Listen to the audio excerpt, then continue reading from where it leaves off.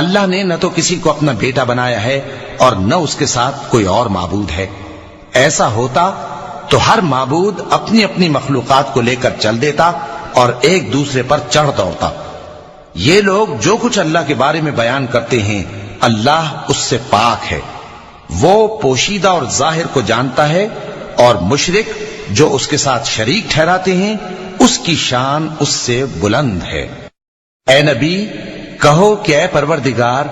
جس عذاب کا ان کفار سے وعدہ ہوا ہے اگر تو میری زندگی میں ان پر نازل کر کے مجھے بھی دکھائے تو اے پروردگار مجھے اس سے محفوظ رکھیو اور ان ظالموں میں شامل نہ کیجو، اور جو وعدہ ہم ان سے کر رہے ہیں ہم تم کو دکھا کر ان پر نازل کرنے پر قادر ہیں، اور بری بات کے جواب میں ایسی بات کہو جو نہایت اچھی ہو، اور یہ جو کچھ بیان کرتے ہیں ہمیں خوب معلوم ہے۔ اور کہو کہ اے پروردگار میں شیطانوں کے وسوسوں سے تیری پناہ مانگتا ہوں، اور اے پروردگار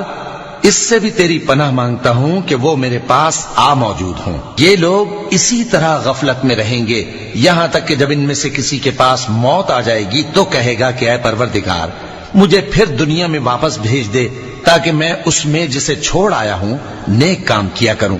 ہرگز نہیں، یہ ایک ایسی بات ہے کہ وہ اسے زبان سے کہہ رہا ہوگا اور اس کے ساتھ عمل نہیں ہوگا، اور ان کے پیچھے برزخ ہے جہاں وہ اس دن تک کہ دوبارہ اٹھائے جائیں گے رہیں گے۔